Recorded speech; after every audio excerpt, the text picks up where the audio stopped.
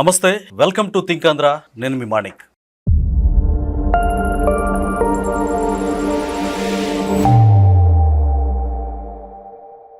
మనతో ఈరోజు ఒక ఇంపార్టెంట్ విషయాన్ని డిస్కస్ చేయడానికి గరికపాటి రాజేష్ గారు ఉన్నారు. వారిని అడిగి మనం కొన్ని విషయాలు మనం డిస్కస్ చేద్దాం. రాజేష్ గారు నమస్కారం.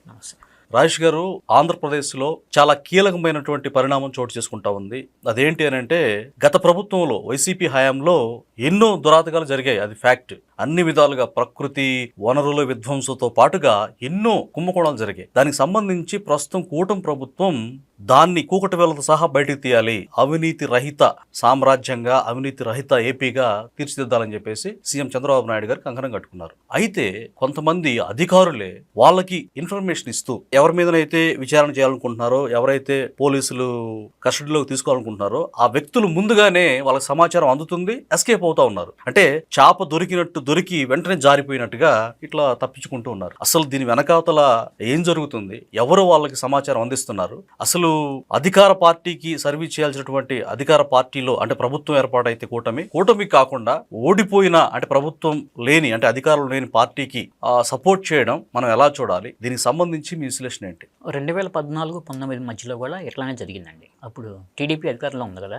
కానీ చాలామంది అధికారులు అంతర్గతంగా సమాచారాన్ని వైసీపీకి చేరవేశారు. దాన్ని అధికారంలోకి రావడానికి జగన్ ఉపయోగించుకున్నాడు. అప్పుడు జరిగిన పరిణామాలని, సంఘటనలను వాటిని దృష్టిలో ఉంచుకొని ఇప్పుడు జాగ్రత్తగా ఉండాలి కదా కూటమి ప్రభుత్వం.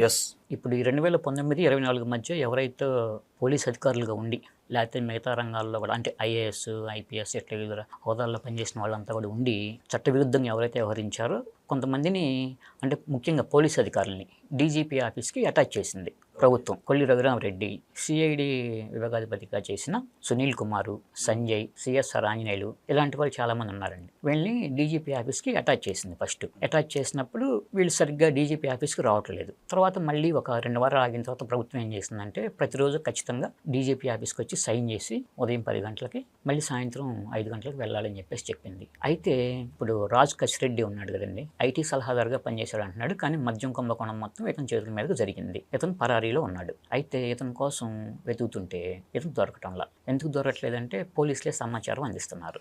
తర్వాత ముఖ్యంగా ఈ రాజ్ కసిరెడ్డి ఎలా పారిపోవాలి, ఎలా అజ్ఞాతంలో ఉండాలి, ఈ అధికారంలో ఉన్నప్పుడు ఏమేం చేశారు, ఆ ఫైల్స్ కానీ ఇట్లాంటివన్నీ ఏమైనా ఉంటే కనుక వాటిని ఎట్లా ధ్వంసం చేయాలి, ఇట్లాంటివన్నీ కూడా ఒక ఐపీఎస్ అధికారి సలహాలు అందిస్తున్నాడు. ఇది ఏకంగా ఐపీఎస్ అధికారి. ఈ ఐపీఎస్ అధికారి ఎవరంటే, నేను అనుకోవటం కొల్లి రఘురామరెడ్డి లేదంటే సిఎస్ఆర్ ఆంజనేయులు, వీళ్ళిద్దరిలో ఒకళ్ళు.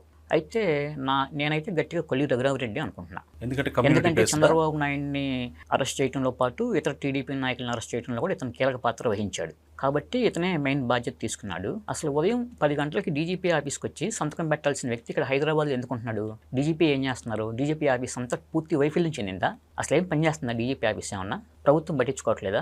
మరి చంద్రబాబు నాయుడు, నారా లోకేష్, పవన్ కళ్యాణ్ ఏం చేస్తున్నారు?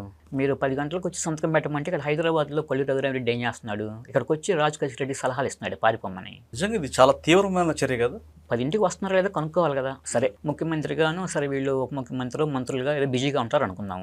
బిజీగా ఉండాలనుకున్నా అసలు డీజీపీ దానికి బాధ్యత వహించాలి కదా. పోలీస్ బాస్ కదా. ఇంతమందికి మనము అంటే ఇంతవరకు రాష్ట్రంలో ఏ ప్రభుత్వం తీసుకునే విధంగా ఇన్ని సంవత్సరాల కాలంలో ఈ ప్రభుత్వం ఒక సంచలన నిర్ణయం తీసుకుంది. వాళ్ళకి పోస్టులు ఇవ్వకుండా వీళ్ళు చేసిన అరాచకాలన్నీ తెలియదాకా వీళ్ళకి సస్పెన్షన్లో ఉంచి వీళ్ళు డైలీ వచ్చి సంతకాలు పెట్టే కార్యక్రమం ఉంది. అలా కూడా చేయకుండా వీళ్ళు హైదరాబాద్ వచ్చేసి ఇష్టం వచ్చినట్టు చేస్తుంటే మరి పోలీసులు ఏం చేస్తున్నట్లు, ప్రభుత్వం ఏం చేస్తున్నట్లు? అట్లా ఇక్కడ ఉండి చేస్తున్నారండి. పోలీసులు పట్టుకోవడానికి వస్తున్నారు. ఒకరోజు ఫోన్ సిగ్నల్స్ దొరుకుతున్నాయి, ఇంకో రోజు దొరకట్లేదు. సరే సిగ్నల్స్ దొరికిన రోజు పోలీసులు ఇక్కడే ఉంటున్నారు. ట్రేస్ అవుట్ చేద్దాం అనుకునే లోపు అక్కడికి వెళ్తే ఉండట్లా, ఆ ఇంటికి వెళ్తే ఇంతకు తాళాలు వేస్తున్నాయి. ఇట్లా అంటే అతనికి గైడెన్స్ ఇస్తున్నారు. ఇతను ఇట్లా చేయాలి, ఇట్లా చేయాలని చెప్పేసి గైడెన్స్ ఇస్తున్నాడు. మరి ఇది తీవ్రమైన అతనికి అంత పారిపోయే అంత తెలివితేటలు ఏం లేవు. అతను జస్ట్ ఐపాక్లో ఒక ఎంప్లాయీ అంతే. అయితే జగన్ ఆకట్టుకొని తర్వాత ఇక ఐటీ సలహాదారు అఫీషియల్గా పదవి తెచ్చుకొని మిగతాదంతా మద్యం కుంభకోణం నడిపించాడు. జగన్ తరఫున కూడా పెట్టుబడి పెట్టాడు వ్యాపారాల్లో. అది అయిపోయింది. అట్లా చేస్తున్నాడు. కొల్లి రఘురామరెడ్డి కానీ సిఎస్ఆర్ ఆంజనేయులు వీళ్ళిద్దరిలో ఒకళ్ళు అనుకున్నాం కదా. నేనైతే గట్టిగా కొల్లి రఘురామరెడ్డి అనుకుంటున్నాను. కాకాని గోవర్ధన్ రెడ్డి క్వాడ్స్లో 100 కోట్లు తవ్వేశాడు నెల్లూరు జిల్లాలో. అది A4గా ఉన్నాడు. నోటీసులు ఇద్దామని చెప్పేసి ఇంటికి వెళ్తే తాళం వేసింది. పోలీసులే సమాచారం ఇచ్చారు. పొద్దున్న చెప్పారు వాళ్ళు వస్తున్నాము, నోటీసులు ఇస్తామని. సాయంత్రానికి హైదరాబాద్లో ఫోన్ చేస్తే లేరు, హైదరాబాద్లో వెళ్ళారని చెప్తున్నారు వాళ్ళు. అక్కడ ఇది ఫస్ట్ టైం నోటీసులు ఇవ్వడానికి వెళ్ళినప్పుడు. సరే ఆ ఇంటికి నోటీసులు అన్ని ఇచ్చి అదే ఆ గేట్కి నోటీసులు అన్ని ఇచ్చేసి పోలీసులు వచ్చారండి. అతని కోసం ఇప్పటికీ ట్రై చేస్తున్నారు. అతను దొరకట్లా. అతను దొరకకుండా ఉండేందుకు పోలీసులు బ్రహ్మాండంగా సహాయం చేస్తున్నారు. లోకల్గా ఉన్న పోలీసులతో పాటు కొంతమంది ఐపీఎస్లు కూడా. వైఎస్ఆర్ కాంగ్రెస్ పార్టీ హయాంలో ఎవరైతే బాగా అనుకూలంగా జగన్కి పనిచేశారో, ఎవరైతే అరాచక శక్తులుగా వ్యవహరించారో ఈ ఐపీఎస్ అధికారులే సహాయం చేస్తున్నారు ఈ కాకాని గోవర్ధన్ రెడ్డికి. అంటే ఇప్పుడు కూటమి ప్రభుత్వం కానీ రాష్ట్ర డీజీపీ గారు కానీ ఎలాంటి చర్యలు తీసుకోవాలంటారు? చర్యలు చాలా కఠినంగా తీసుకోవాలి, అలా ఇలా కాదండి. ఎందుకంటే భవిష్యత్తులో మళ్ళీ ఎవరు కూడా అటువైపు అసలు ఒక తప్పు చేయాలి అంటే కన్నెత్తి చూడకూడదు, అసలు వాళ్ళకి ఆ ఊహ కూడా రాకూడదు. అటువంటి చర్యలు తీసుకోవాలి. అట్లా మనం కొంచెం పోనీలే అన్న ధోరణి పనికిరాదు, ఉదాసీనత పనికిరాదు. అంటే వాళ్ళు తప్పులు చేశారు, ఆ తప్పుల ప్రకారం చట్ట ప్రకారం చర్యలు తీసుకుందాం అనుకోవటం కరెక్టే అది. కానీ ప్రభుత్వం కూడా ఇటువంటి విషయాల్లో కొంత అగ్రెసివ్గా ఉండాలి, ఉక్కుపాదం గట్టిగా మోపాలి. ఎందుకంటే వాళ్ళేమి మామూలు మనుషులు కాదు కదా. ఒక విషయం చెప్తాను, మనకి 4 యుగాలు ఉంటాయండి. కృతయుగం, త్రేతాయుగం, ద్వాపరయుగం, కలియుగం. ఈ 3 యుగాల్లో రాక్షసులు ఉంటారు, కలియుగంలో ఉండరు.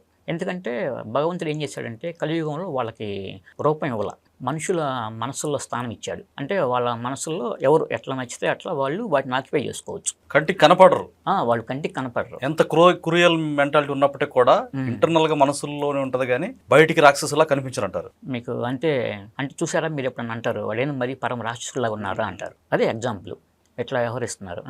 మళ్ళీ మొన్న చేబ్రోల్ కిరణ్ విషయంలో స్టేషన్లో గుంటూరులో ఉంచారు కదా, ఉంచితే గోరంట్ల మాధవ్కి మామూలుగా అతనితో కొలిగ్ అనమాట, ఒక స్టేషన్ ఎస్ఐ గుంటూరులో, అతను ఫోన్ చేసి సమాచారం అందించాడు. అంటే ఇప్పుడు గోరంట్ల మాధవ్కి ఎస్ఐ సమాచారం ఇచ్చారా?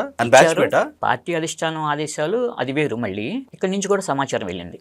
గోరంట్ల మాధవ్ విషయంలో ఒక సిఐ, 2 ఎస్ఐలు అండి ప్రభుత్వం వీఆర్కి పంపించింది. ఎందుకంటే అతన్ని కోర్టుకు తీసుకొచ్చేటప్పుడు కానీ అతని పట్ల తీసుకోవాల్సిన జాగ్రత్తలు కానీ ఇటువంటి విషయాల్లో ఉదాసీనంగా వ్యవహరించారని చెప్పేసి వాళ్ళని వీఆర్కి పంపించింది. ఇట్లా గోరంట్ల మాధవ్కి సమాచారం పంపించారు. వీళ్ళు ఒకళ్ళే కాదండి, ఇట్లా చాలామంది చాలా చోట్ల సమాచారం చేరవేస్తూనే ఉన్నారు. పోలీసులతోనే ఆగిపోలేదు, మళ్ళీ నాయకులు కూడా అట్లనే తయారయ్యారు. చిత్తూరు జిల్లాలో 2 ఎమ్మెల్యేలు టీడీపీ ఎమ్మెల్యేలు 2, తర్వాత ఉత్తరాంధ్రలో ఒక ఎంపీ. వీళ్ళ ముగ్గురు పెద్దిరెడ్డి రామచంద్రారెడ్డి కను అతను కూడా మిథున్ రెడ్డికి సాయం చేస్తున్నారు. ఈ విషయాలు యూనియన్ కూడా తెల్లంగా క్లియర్ కట్గా రాసిందిగా, ఇంటి దొంగను ఏ సోడైనా పట్టుకోలేరు అంటారు. ఈ విధంగా అధికారులు ఇట్లా చేస్తుంటే ప్రజాప్రతినిధులు సైతం ఇక వాళ్ళు అట్లా సమాచారం అందిస్తుంటే నిందితులు ఎప్పుడు దొరుకుతారు? వాళ్ళు నిందితులు ఎట్లా పట్టుకుంటారు? ప్రభుత్వం కష్టం కదా. సరే పట్టుకుందాం, హైదరాబాద్ సిగ్నల్స్ ట్రేస్ అవుట్ చేస్తారు కదండి, ఆడికెళ్ళే లోపు ఉండట్లేదు. ఇంకోటి ఏంటంటే హైదరాబాద్ కేర్ ఆఫ్ అడ్రస్గా మారిందండి. వైఎస్ఆర్ కాంగ్రెస్ పార్టీ హయాంలో ఎవరైతే అరాచకాలు అక్రమాలకు పాల్పడ్డారో అధికారులందరికీ కూడా కేర్ ఆఫ్ అడ్రస్గా హైదరాబాద్ షెల్టర్ జోన్ అయిపోయింది. అందరూ ఇక్కడ ఏరారు. అసలు ముందర మెయిన్ చేయాల్సింది ముందర డీజీపీ ఆఫీస్ సంతకాలు పెడుతున్నారా లేదా అనేది చూసుకోవాలా లేదా? ఇప్పుడు ఒకళ్ళిద్దరు కఠినంగా శిక్షిస్తే మిగతా వాళ్ళంతా భయపడతారు, దారిలోకి వస్తారు. ఇప్పుడు ఒక్కళ్ళు కూడా మనం శిక్షించలేదు అనుకోండి, ఇంకా గవర్నమెంట్ ఎట్లానే ఉంటుందిలే, ఏముంటుందిలే అని వాళ్ళు అనుకుంటారు. నిన్న జోగి రమేష్ ఎట్లా మాట్లాడాడు వచ్చి, ఏం చేస్తారు ఇంకో సంవత్సరం రెడ్ బుక్, అసభ్య పదజాలం, ఏం చేస్తారులే అన్న ధోరణిలో వాళ్ళు అట్లా మాట్లాడుతున్నారంటే అసలు ఇది ప్రజాస్వామ్యమా లేకపోతే వాళ్ళు అధికారంలో లేకుండా కూడా అంత నియంతృత్వంగా వ్యవహరిస్తున్నారంటే ఏంటి? మళ్ళీ ఒకవైపు మళ్ళీ వీళ్ళే పోలీసు అధికారులు ఎవరు కూడా ఇప్పుడున్న ప్రభుత్వానికి అనుకూలంగా పనిచేయకుండా ఉండటం కోసం జగన్మోహన్ రెడ్డి ఒక క్రిమినల్ మైండ్ సెట్, ఒక క్రిమినల్ స్ట్రాటజీతో వాళ్ళని బెదిరిస్తున్నాడు. బట్టలు కూడా తీస్తాం, బట్టలు కూడా తీసుకొడతాం, సప్త సముద్రాల అవతల దాగున్నా కూడా తీసుకొస్తాం, లాక్కొస్తాం అంత అంటున్నా కూడా వీళ్ళు ఇంకా ఇట్లానే సపోర్ట్ చేస్తున్నారు. చూసారా, కొంతమంది సమాచారం అందజేస్తున్నారు. మళ్ళీ మనం అందరినీ అనాల్సిన తప్పు పడతలేదండి. ఈ సమాచారం అందించే వాళ్ళు ఎవరైతే ఉన్నారో వాళ్ళు ఆ గుడుపుటానికి వంతపాడే వాళ్ళని, అలాంటప్పుడు మీరు ఆ ఉద్యోగం వదిలేసేసి వైఎస్ఆర్ కాంగ్రెస్ పార్టీలో చేరండి. సరిపోద్ది కదా. తొడలు కొట్టి మీసాలు కొట్టి ఎంపీ సీట్లు, ఎమ్మెల్యే సీట్లు తెచ్చుకోవచ్చు. ప్రజల సొమ్ము జీతాలుగా తీసుకుంటూ ప్రభుత్వానికి ప్రజలకి పారదర్శకంగా పనిచేయకుండా ఈ విధంగా అక్రమంగా నడుచుకునే వ్యక్తులకి నిజంగా వాళ్ళకి మనసాక్షి ఉందా అని చెప్పి అడుగుతున్నాను. వీళ్ళు ఐపీఎస్లో అవడానికి భారతదేశ ప్రభుత్వం కొన్ని కోట్ల రూపాయలు ఖర్చు పెట్టి అంత ట్రైనింగ్ ఇస్తుంది, అద్భుతమైన ట్రైనింగ్. మీరు వెళ్ళి ప్రజలు సేవ చేయమని చెబుతుంది. వీళ్ళు వచ్చి నాయకులకు ఊడిగం చేస్తున్నారు. సేవ చేయమంటే నాయకులు 5 ఏళ్ళు ఉంటారు, పోతారు. మీరు 30 ఏళ్ళు 35 ఏళ్ళు శాశ్వతంగా ఉంటారు. మీరు ప్రజలకు ఎటువంటి పరిపాలన అందించాలి, అట్లానే శాంతి భద్రత ఎలా ఉండాలి, అవన్నీ చూసుకోవాల్సిన బాధ్యత మీ మీద ఉంటుంది. శాంతి భద్రత సరిగా లేకపోతే ఏ కంపెనీ అయినా వచ్చి పెట్టుబడి పెట్టిద్దండి? పెట్టదు కదా. చంద్రబాబు నాయుడు మొదటి నుంచి అందుకే శాంతి భద్రతలకి అత్యంత ప్రాధాన్యత ఇస్తారు. 1994 నుంచి 2004 వరకు మీరు చూడండి లా అండ్ ఆర్డర్ ఎంత కఠినంగా ఉండేదో. ఇప్పుడు అసలు ఈ విధంగా మొత్తం చేతుల్లో నుంచి ఇసుక పట్టుకుంటే ఎట్లా జారిపోయిద్దో అట్లా నాయకులందరూ జారిపోతున్నారు. అట్లా జారిపోవడం అది ఆ నిందితులైన నాయకులు. దానికి కారణం సమాచారం అందజేస్తున్న పోలీసులు. ఇప్పుడు అసలు నిఘా పెట్టాలి ప్రభుత్వం. అసలు ఇట్లా ఎందుకు జరుగుతుంది, దీని మీద మొత్తం సమాచారం అందజేస్తుంది ఎవరు, ఎక్కడెక్కడి నుంచి వస్తుంది. ఎందుకంటే ఇదంతా మళ్ళీ దీని మీద దృష్టి పెడితే ఏమవుతుందంటే అండి, అభివృద్ధి కుంటుపడిద్ది. ప్రత్యేకంగా దాని మీద కూర్చుంటే ఇప్పుడు జగన్మోహన్ రెడ్డి అంటే అప్పుడు తనకు పని లేదు కాబట్టి 5 సంవత్సరాలు దాని మీద కూర్చున్నాడు. కానీ మనకి ఇట్లా కాదు కదా, రాజధాని లేదు, ప్రభుత్వం ఆదాయాన్ని సృష్టించుకోవాలి, ప్లస్ అభివృద్ధి పదంలో ముందుకెళ్ళాలి. ఇప్పటికే చంద్రబాబు నాయుడు ఇండియాలో టాప్ 5లో నిలిచాడు సీఎంగా. ఇట్లానే కొంచెం కష్టపడి పని చేసుకుంటే వెళ్తే నెంబర్ 1 స్థానం చేరుకోవటం ఆయన పెద్ద కష్టమేం కాదు. ఇవన్నీ ఉండయి. మళ్ళీ ఒకవైపు వీళ్ళు ఇట్లా చేస్తున్నారు, కోఆపరేట్ చేయట్లేదు. మరి అప్పుడు ఏం చేయాలంటే ప్రభుత్వం మరి ఎవరికన్నా ఒక మంత్రికో సీనియర్ మంత్రికి ఎవరికన్నా ఒక బాధ్యతలు అప్పచెప్పేసేసి ఇట్లా ఇటువంటి జరగకుండా ఉండటం కోసం ఏం జరుగుతుంది ఏంటనేది మొత్తం కూడా ఇంటెలిజెన్స్ ద్వారా సమాచారం సేకరించుకొని బాగా కఠినమైన నిర్ణయాలు తీసుకొని కొంచెం కఠినంగా శిక్షిస్తే కానీ మిగతా వాళ్ళు దారిలోకి రారండి. లేదంటే కనుక వీళ్ళు ఇట్లానే చేస్తారు. రాజేష్ గారు నమస్తే.